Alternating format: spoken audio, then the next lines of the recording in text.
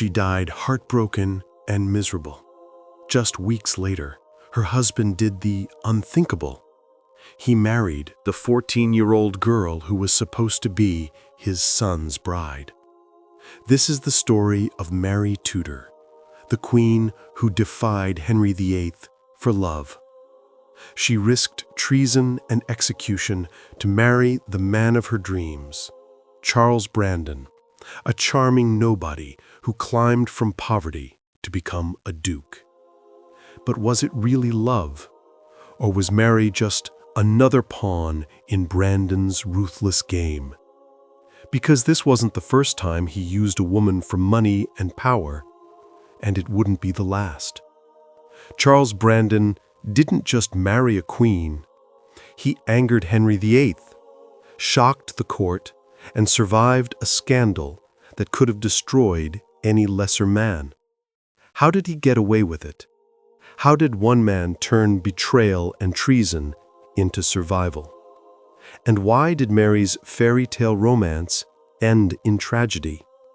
Stay with me, because this story is darker, messier, and far more scandalous than anything you've ever heard. Let's get started.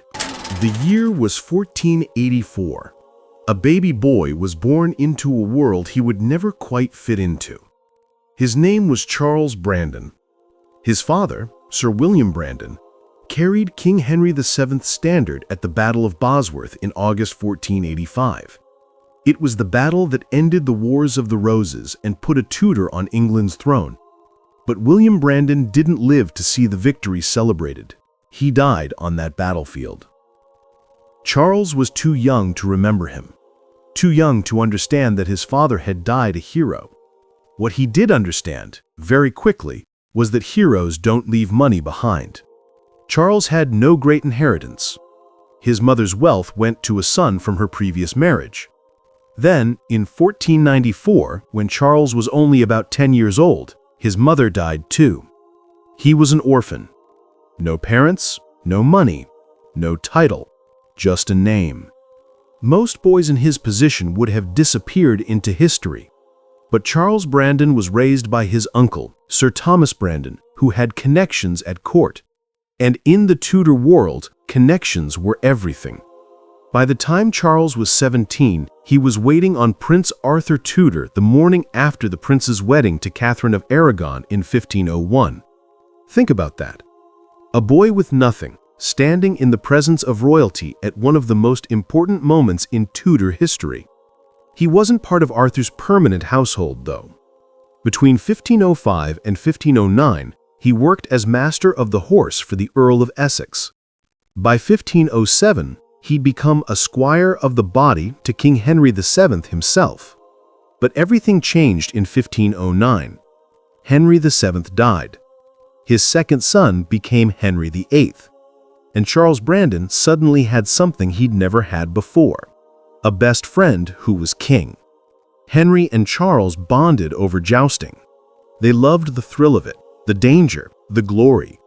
Brandon was a member of the King's Spears, elite jousters who competed in tournaments. He showed up at every major event. Arthur's wedding jousts in 1501, Henry VIII's coronation jousts in 1509, the tournament celebrating the birth of Henry and Catherine's short-lived son in 1511. Brandon even competed against the king himself. And here's where Brandon showed his genius. His biographer, Stephen Gunn, noted that Brandon had the wit to let Henry win. He understood something crucial about power. Kings don't want equals, they want companions who make them feel superior.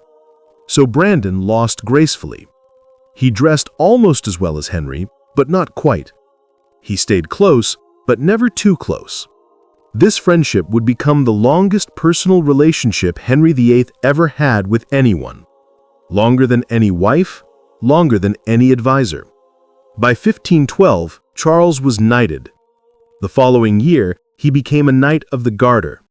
Then, on May 15, 1513, still only about 29 years old, he was created Viscount Lisle. But that wasn't the end of his rise.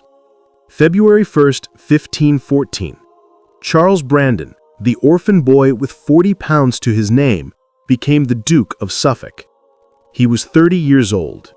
There were only a handful of dukes in all of England. The court was stunned. Polydore Virgil, a contemporary historian, wrote about the widespread shock at Brandon's appointment. The famous scholar Erasmus compared him to a drunk stable hand whose fancy new clothes couldn't hide what he really was. Foreign diplomats called him the Second King. But there was something else happening during these years. Something darker.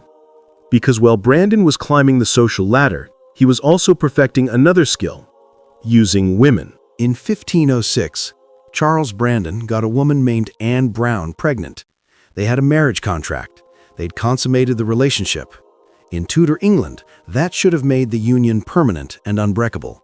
But Brandon found a way out. He dumped Anne, pregnant, ruined, disgraced, and married her aunt instead, a woman named Margaret Mortimer, who was about 20 years older than him. Why would he do that? Margaret was wealthy. She owned lands and property, and the moment they were married, Charles began selling them off. He took her money, stripped her assets, and then annulled the marriage, just like that. In 1508, he was forced to go back and properly marry Anne Brown. They had 2 daughters together, Anne, born sometime between 1506 and 1509, and Mary, born in 1510. Then Anne Brown died soon after Mary's birth. Charles was free again, and this time he set his sights on an 8-year-old girl. Her name was Elizabeth Grey. She was the Baroness Lisle in her own right, a substantial heiress. She was also the stepdaughter of Sir Thomas Knivet, one of Brandon's close friends who died in a naval disaster in 1512. Brandon became Elizabeth's guardian. He entered into a marriage contract with her, and because of her title, he was created Viscount Lisle in 1513. Elizabeth would die in her early teens before they ever married. Do you see the pattern yet? Brandon targeted vulnerable women and girls. He used the guardianship system, where wealthy men became legal guardians of orphaned heiresses, to exploit them. He married for money, not love, and when he was done with them, he moved on. But here's what the records don't usually mention. Margaret Mortimer spent the rest of her life trying to get her property back. She wrote letters. She begged. She died poor and alone, still fighting. Charles never looked back. He was already counting someone else's money. In 1514, he would set his sights on the biggest prize of all, and this time it would nearly cost him his head. Henry VIII had 2 surviving sisters. The elder, Princess Margaret, had been married off to the King of Scotland back in 1503 when she was only 13. But the younger sister, Princess Mary, born in 1496, had stayed in England. She'd grown up at court with her brother. She was beautiful, she was charming, and in 1514, she was 18 years old. Henry decided it was time to marry her off. His choice? Louis XII of France, a man who was 52 years old. Mary was horrified, but this was her duty. This was what princesses did. They married for politics, not love. So on October 2nd, 1514, she set off for France. The wedding took place on October 9th. Charles Brandon was among those who escorted her. He participated in the wedding jousts. Then he returned to England before Christmas. But on New Year's Day, 1515, Louis XII died, just 3 months after the wedding. Some whispered he'd worn himself out, trying to produce an heir with his young bride. Mary Tudor was now the wealthy Dowager Queen of France, and she had something few women in her position ever got: a second chance. Henry immediately sent Charles Brandon back to France to bring Mary home before the French could marry her off to someone else. There was a clear condition. Henry forbade Charles from marrying Mary and only wanted him to escort her safely back to England. Apparently, they had discussed the possibility of marriage, but it would only be allowed after they returned to England and Henry gave his permission. If this was truly the agreement, then Henry was naive. Why would Mary trust her brother's promise?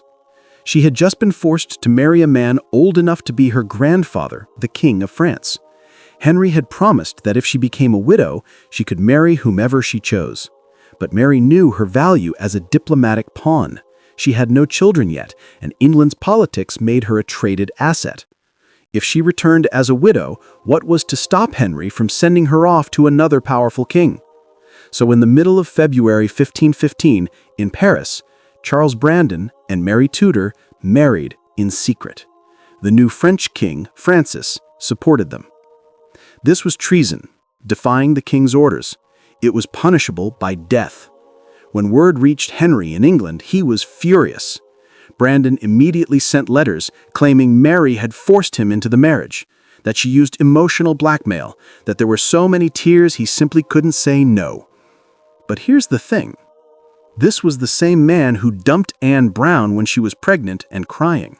The same man who'd stripped Margaret Mortimer of everything she owned. The same man who'd contracted to marry an 8-year-old for her inheritance. Charles Brandon was not a man moved by women's tears. So why did he really marry Mary? Let's look at the facts. Mary was filthy rich. Her French jointure, the income she received as Louis's widow, was massive. She was young and beautiful. Marriage to her made Brandon part of the English royal family. Their children would be in line for the throne. And Charles Brandon had a pattern. He always married for advancement. Did he care for Mary? Probably. Did he fond of her? Most likely. But deep, selfless love? That's not what his history suggests. The source material is quite clear on this. Charles always looked after Charles. When Charles and Mary returned to England in April 1515, they needed help. Powerful help. Thomas Wolsey, one of Henry's most trusted advisors, interceded on their behalf. Henry agreed to forgive them, but forgiveness came with a price. Henry took all the jewels Louis XII had given to Mary. He took half her dowry. He took £2,000 per year for 12 years from her French income. Some of this was used to pay off £5,000 that Brandon already owed the king. Charles had to surrender the wardship of Elizabeth Grey, that low girl he'd been engaged to. And then came the most crushing part. They had to accept a bond of £100,000 to guarantee they'd stick to the agreement. £100,000. In Tudor England, that was more money than most people could comprehend. It was meant to control them, to bind them, to keep them obedient for the rest of their lives. On May 13, 1515, Charles and Mary were publicly married in England. King Henry and Queen Catherine attended. The smart move now? Leave the court. Let the scandal die down. So that's exactly what they did. Charles had been granted large estates in East Anglia, the old de la Pole lands. He used them as an excuse to step away from court life, settle in the countryside, and let people forget. Their first child, a son named Henry after his royal uncle, was born on March 11, 1516. Their daughter Frances arrived on July 16, 1517. Then Eleanor sometime between 1518 and 1523. And another son, also named Henry, was born in 1522 because their first boy had died. When their last child was born, Mary was still only in her mid-20s, yet there were no more children after that. The romance had already started to cool. Mary wrote letters during these years, letters to her brother Henry, begging him to forgive the debt. Listen to what she said. "I have never had one groat of my dowry." 1 groat. She'd been a queen of France, and she was begging for pocket change. Why? Because Charles controlled everything. Every penny, every jewel, every decision. The woman who defied a king for love had become a prisoner in her own marriage. Biographer Stephen Gunn points out other crucial problems with this marriage. First, Mary outranked Charles. She was always called the French Queen, never the Duchess of Suffolk. Local dignitaries sent gifts to her, not him. They visited her, not him. This was highly unusual for a 16th century marriage, and it must have bothered a man who'd spent his entire life climbing. Second, their dependence on Mary's French income created a political liability. Charles couldn't be trusted to give impartial advice when it came to France. His loyalty to England couldn't be guaranteed because his personal finances were tied to French payments, and those payments weren't always made on time. Henry used the debt to control Charles for years. It kept him away from court, it kept him quiet, it kept him in line. But Charles still maintained his position. He attended the Field of the Cloth of Gold in 1520, where Henry and Francis met. He continued to joust with the king. He sat on committees, met with ambassadors, and was credited with having considerable influence over Henry. He was more courtier than politician, but he was effective at both. In 1523, he led a military campaign in France that failed, but not due to his decisions. England's allies didn't provide the support they'd promised. Henry didn't blame him. Then, on March 10, 1524, something terrifying happened. During a joust, Henry forgot to put his visor down. Brandon's lance splintered into the king's helmet. Henry could have died, but the king didn't blame his friend. He never held it against him. Still, it's worth thinking about.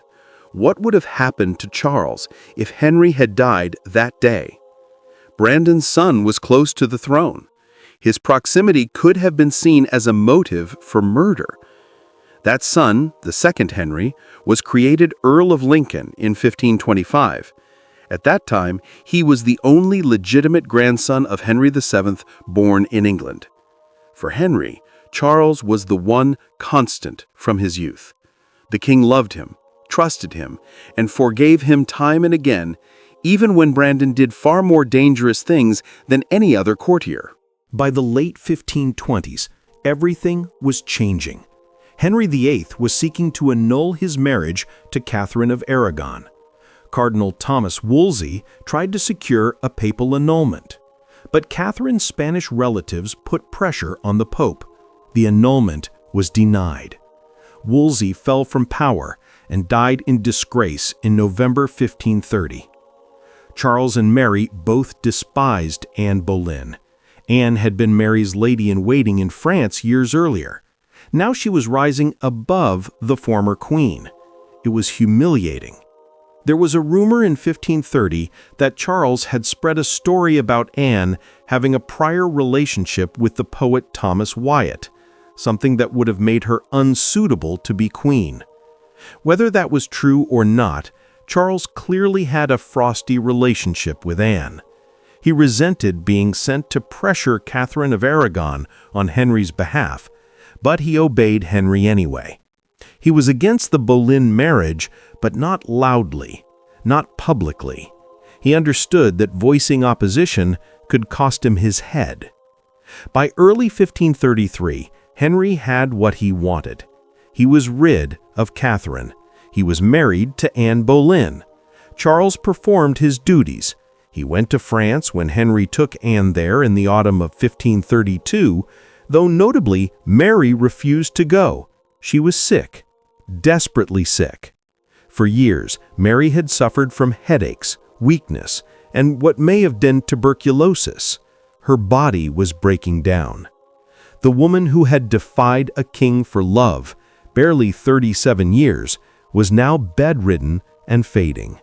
And while she lay sick and vulnerable, something unspeakable was happening under her roof. Charles had grown close to a wealthy heiress, Catherine Willoughby. Too close. Catherine had been Charles's ward since she was about 8 years old. She was the same age as his daughter by Anne Brown. She had been engaged to Charles's son, the Earl of Lincoln. She was supposed to become Charles's daughter-in-law. And Charles? He watched her grow up, year by year. At what point did he start looking at this child differently? At what point did the great romance in his marriage to Mary die because he was already planning the next one? But the imperial ambassador, Eustace Chapuis, reported disturbing rumors.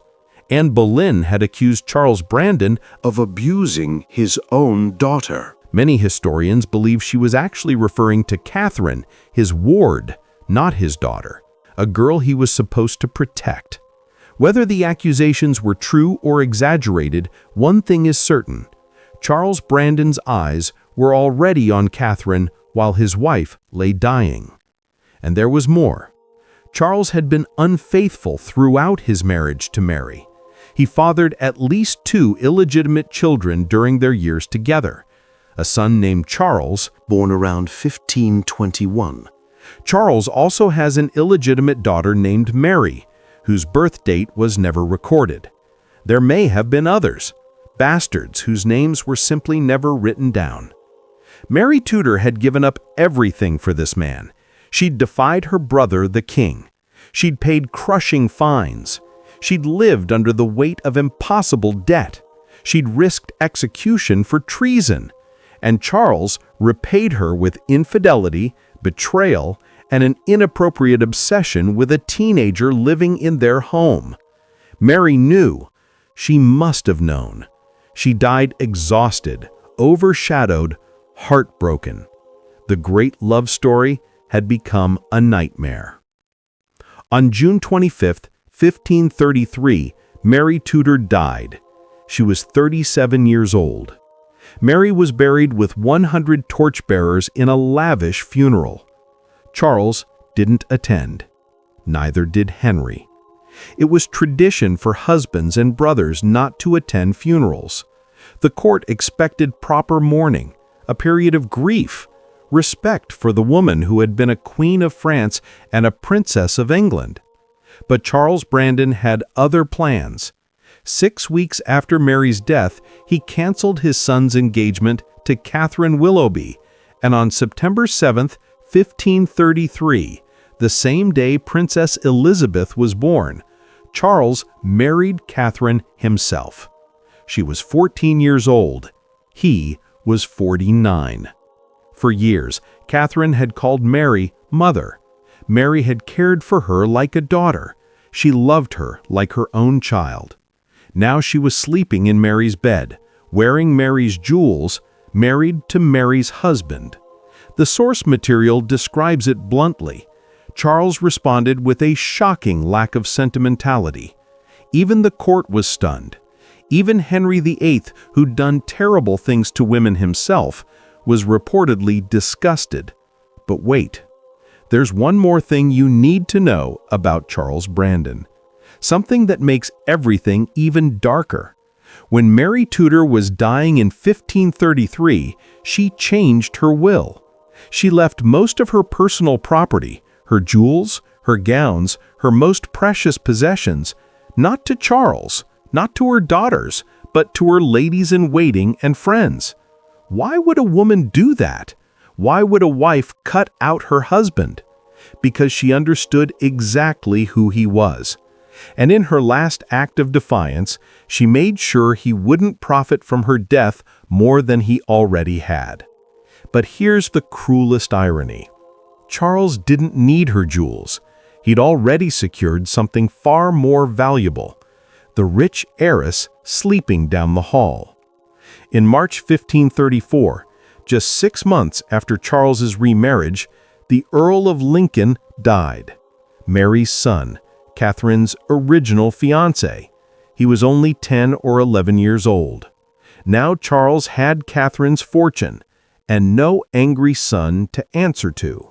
After Mary's death, Charles's relationship with Henry weakened. In 1535, the king forced him to surrender large amounts of land and manors. Mary's French income dried up completely.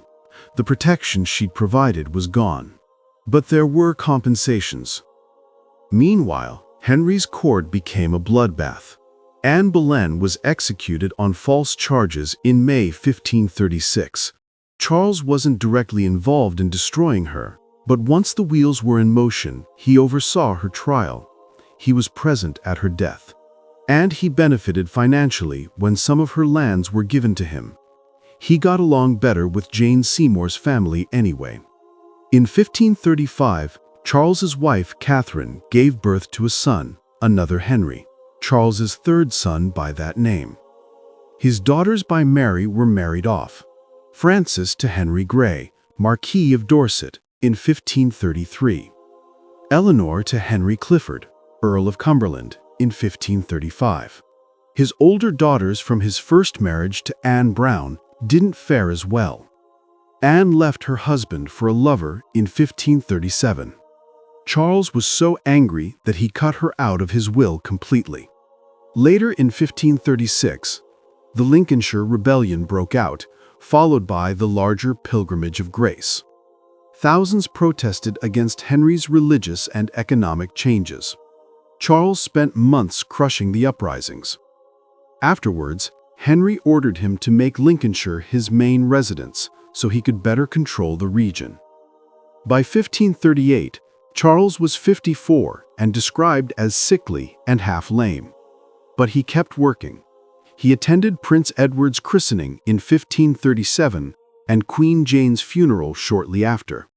He met with ambassadors, sat as a judge on treason trials, and in 1539 was named Lord Steward of the royal household. He helped negotiate Henry's marriage to Anne of Cleves. When that marriage collapsed after just 6 months in 1540, Charles negotiated her smooth exit. According to the historian Stephen Gunn, he even set up a spy system in Anne of Cleves' household. Thomas Cromwell, who helped arrange the Cleves marriage, was executed.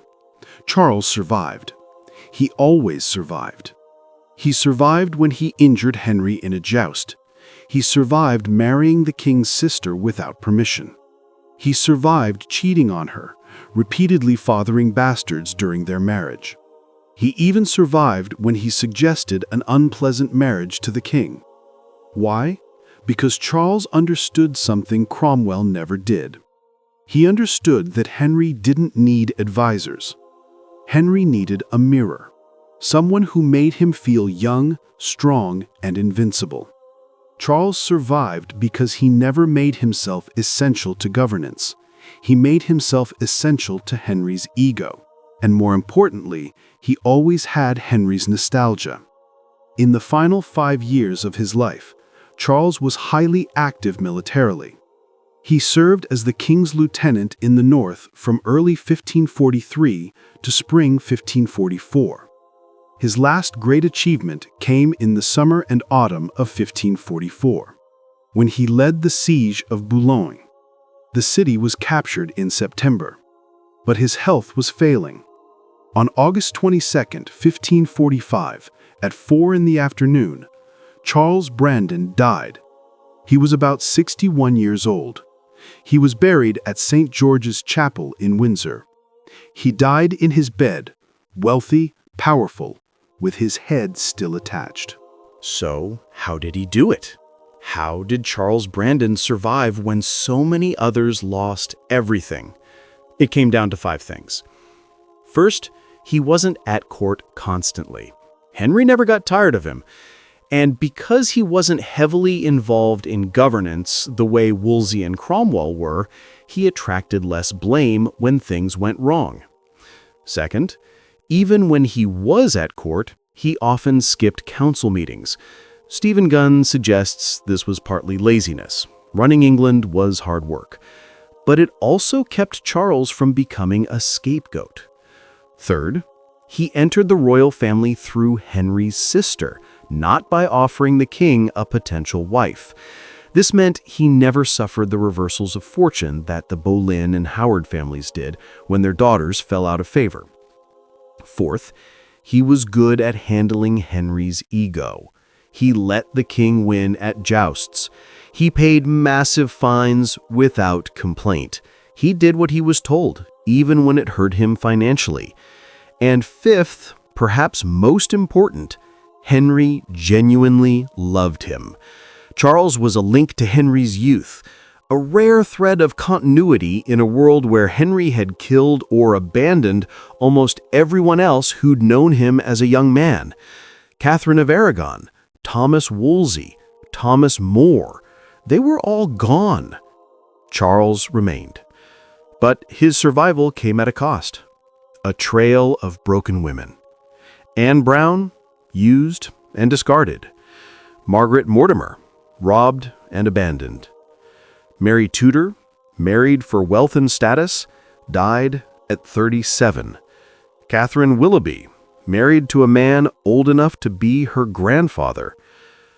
After Charles died in 1545, there were rumors that Henry VIII wanted to marry Catherine as his 7th wife. She refused. She went on to become a Protestant reformer and outlived Henry by many years. But in 1553, tragedy struck again. Both of Catherine and Charles's sons died from sweating sickness within hours of each other. No male heirs survived him. His line ended. Mary Tudor risked everything for love. She defied her brother, the king. She gave up her freedom. She paid crushing fines. She lived with debt hanging over her head for years. And what did she get? A husband who was never moved by her tears. A marriage that grew cold within 7 years of their last child, replaced within weeks by a girl who should have been her daughter-in-law. History likes to remember Charles Brandon as the charming duke who married a queen for love. But the real story is much darker. Mary Tudor died believing in love, but Charles Brandon never believed in love.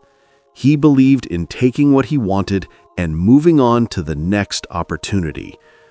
And the most disturbing part? It worked. He died wealthy, powerful, and beloved by the king, while Mary died exhausted, replaced, and heartbroken at 37. The fairy tale was a lie. It always was. If you're as disturbed by this as I am, more untold stories are waiting on this channel. Don't forget to subscribe and turn on notifications. Until next time, keep learning and keep questioning the fairy tales history tells us.